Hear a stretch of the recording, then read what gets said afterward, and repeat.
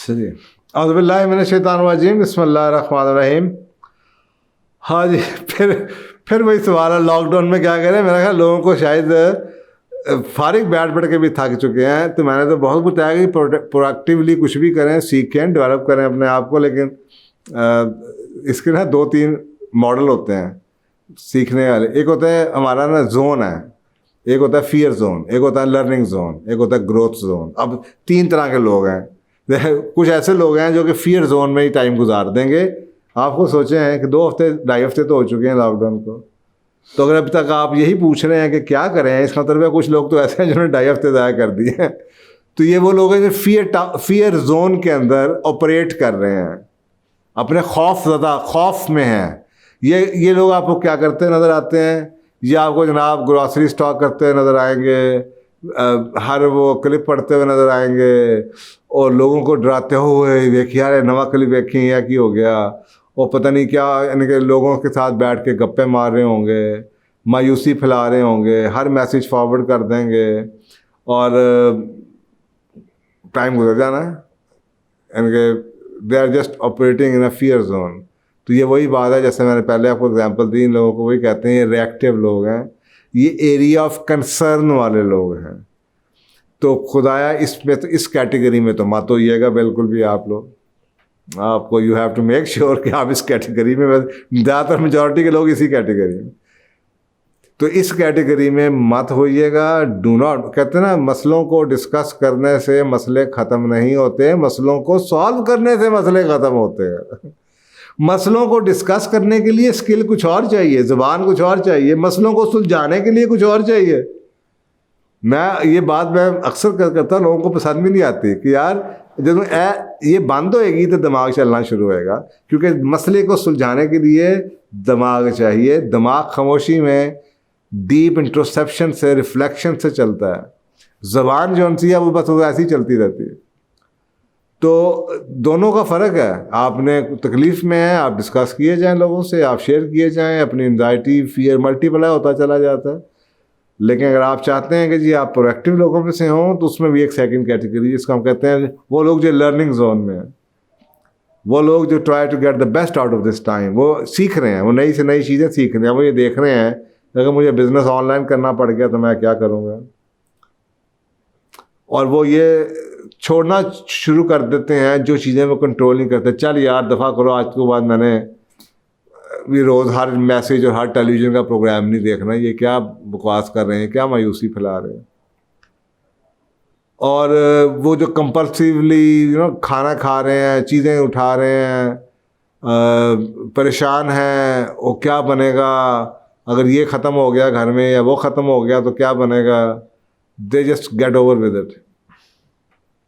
तो ये वो लोग हैं जो अपने बिहेवियर को चेंज करने की कोशिश करते हैं, जो ये रिव्यू करना शुरू कर देते हैं कि अगर मैंने अपने आप को इस टाइम में से निकालना है तो मुझे अपने ज़िंदगी में से कौन सी चीज़ें निकालनी पड़ेंगी। कि यार मैं खाना इज़ नॉट अहम, टीवी देखना इज़ नॉट अहम, ये जो मैसेजिंग शेयरिंग में कर रहा हूँ दैट इज़ नॉट अहम।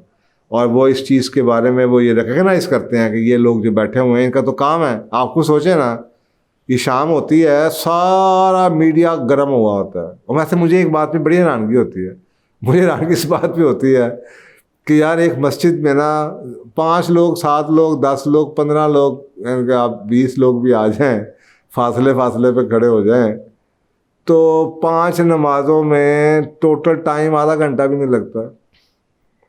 और एक मस्जिद में क्या 10, 15, 20 लोगों की लिमिट होती है, तो उधर तो हमने बंद करा दिया।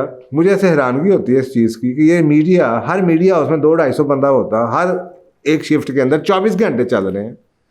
एक दिन में ये एक दूसरे की कुर्सियां 10 दफ़ा बदलते हैं, कैमरों को हाथ लगाते हैं, कप्पों को हाथ लगाते हैं, उसी टेबल पे आके बैठते हैं। कई प्रोग्राम होते हैं, आ रहे हैं, जा रहे हैं, दरवाज़ा खोल रहे हैं, और इन्हें कुछ नहीं होता। मेरे जैसे क्यूरियस माइंड के अंदर ये सवाल तो आता है ना कि यार ये सारी मुल्क बंद पड़ा है, मीडिया उसमें आगे वहाँ है, तो आप there is some connection somewhere from what is happening outside and what is happening inside the media. तो एक ये चीज़ आप देखने की कोशिश करते हैं। तो ये आपको नज़र आता है कि यार फिर वो तो अपनी तनख्वाह में ले रहे हैं, उनका तो काम है भाई, उनकी तो ना तनख्वाह कम हुई है, वो तो अपना ड्यूटी पे गए हुए हैं, आपको घर बिठाया हुआ है, आपकी तनख्वाह पता नहीं अगले महीने मिलनी है नहीं मिलनी, वो अपने काम पे बैठे हुए लेक्चरबाजी कर रहे हैं, उनका तो काम है हर चीज़ के ऊपर जनाब उसको बुला उसको बुला उनको बुला टाइम गुजारा, उनका तो काम है भाई, उनकी नौकरी है क्या सराइयाँ करना, लोगों को ना भटकाना, लारे लगाना, कभी भी किसी जगह पे फैसला ना देना, इधर भी ठीक रखना उधर भी ठीक रखना, उसको भी खुश रखना इसको भी खुश रखना, 30 मिनट आधा घंटा बहस करने के बाद भी किसी नतीजे पे ना पहुंचना ताकि कन्फ्यूजन रहे क्रिएट, प्रोग्राम का टाइम ख़त्म हो गया है लेकिन डिस्कशन उधर की उधर ही है। तो ये तो भाई वो अपना काम कर रहे हैं, तो आप तो कम से कम अपना टाइम ज़ाया ना करें, आप अपना काम करें जो आपको ज़िंदगी में फ़ायदा दे आपको। तो ये पहला स्टेप आता है जब आप फियर जोन से अगला स्टेप लेते हैं, और वो उसे कहते हैं हम सेकंड स्टेज को, जो होती है लर्निंग का जोन। क्या आप वो चीज़ें चैलेंज करना शुरू कर देते हैं जो आपकी लर्निंग और आपकी ग्रोथ के रास्ते में रुकावट डाल रही होती हैं। जब आप इस चीज़ को ओवरकम कर लेते हैं, बिहेवियर को कंट्रोल में ले आते हैं, भागें डाल लेते हैं, एहसास हो जाता है ये मैं गलत कर रहा हूँ, इससे मुझे कोई फ़ायदा नहीं होना और जो होना है वो हो जाएगा, तो ये सेकंड स्टेप के बाद अब थर्ड स्टेप में, थर्ड स्टेज में एंटर हो जाते हैं, जिसे हम कहते हैं कि ये जनाब आदमी अब ग्रोथ जोन में चला गया। तो ये ग्रोथ जोन होता है, ये क्या होता है, इसमें you start asking the right question. लोगों की मदद कैसे करनी है, अपनी मदद कैसे करनी है, अपनी लाइफ में क्या तब्दीली लानी है, अपने बिजनेस को कैसे बचाना है, अपने बच्चों की एजुकेशन को कैसे शिफ्ट करना है, बच्चों की एजुकेशन को सैक्रिफाइस होने से कैसे बचाना है, कैसे इस टाइम के अंदर आपने अपने घर का कंफर्ट, लोगों का सुकून डिप्रेशन से बचाना है, क्या एक्टिविटीज़ आपको करनी चाहिए, कैसे आपने बच्चों को इंगेज रखना है, कैसे आपने खुश रहना है, कैसे आपने बेगम को डिप्रेशन में नहीं जाने देना, कैसे आपने गिवन बजट के अंदर लॉकडाउन के अंदर अच्छे खाने न्यूट्रिशन अपनी फैमिली को खिलानी है, कैसे आपने अपने रिश्तेदारों से कनेक्ट में रहना है, उनसे बात करते रहना है, टेलीफोन करते रहना है। सोच वैसे तो फिज़िकल टच तो है नहीं, तो चलें कम से कम इसके थ्रू टच तो रहे।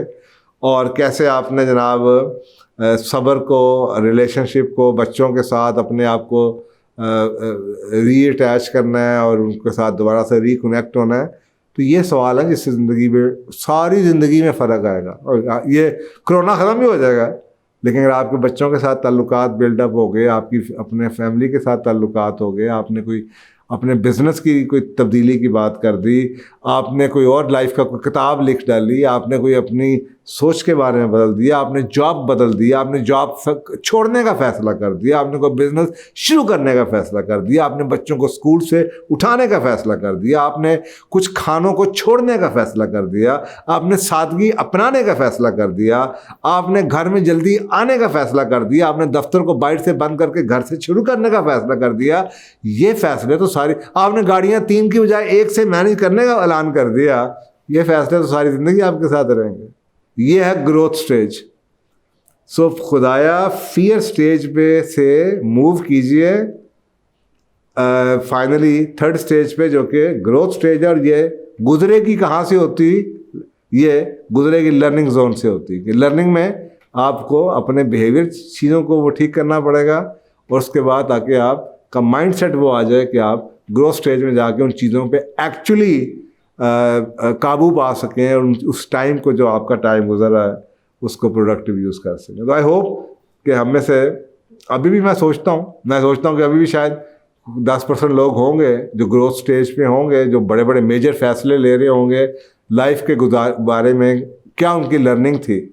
ये वही लोग होंगे जो कि पिछले हफ्ते ये सोच रहे होंगे कि यार ज़िंदगी क्या है, ये कौन सी पावर्स हैं, बच्चों को हम स्कूल क्यों भेजते हैं, यार हम किस चक्कर में भाग रहे थे, 3 गड्डियाँ की लोड़ की सी, कारस्तान क्यों बनाया सी, अगर सारा घर में रहना था तो शायद मुझे एक बार दफ्तर ही मिल जाता, यहाँ पे मैं सुकून से बैठ तो सकता है, घर में तो शोर बहुत है यार, हर बच्चा कमरे में क्यों बैठा हुआ है, हम बर्गर क्यों खाते थे, हम जनाब डोंगे में खाना क्यों नहीं खा लेते थे, घर में खाना क्यों नहीं पकता था।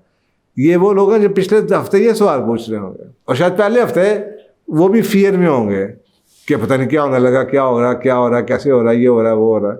तो ऐसे वो एक हफ्ता में, पहले हफ्ते में फियर जोन में होंगे, दूसरे में जनाब वो लर्निंग जोन में हुए होंगे, और आज तीसरे में शायद वो ग्रोथ जोन में हो, और ये शायद 10% हो। तो मेजॉरिटी अभी भी मेरा ख्याल है 70% के करीब शायद अभी भी फियर जोन में ही खड़े हैं। बिल्कुल हाथ पाँव जैसे कहते हैं ना, पानी सैलाब आया हो, हाथ पाँव छड़ के बैठे हैं कि पता नहीं क्यों, अल्लाह जो करे की करना है। उनका दिमाग वो सोच सोच के दे फील हेल्पलेस, उनको समझ ही कुछ नहीं आ ये हो क्या रहा है।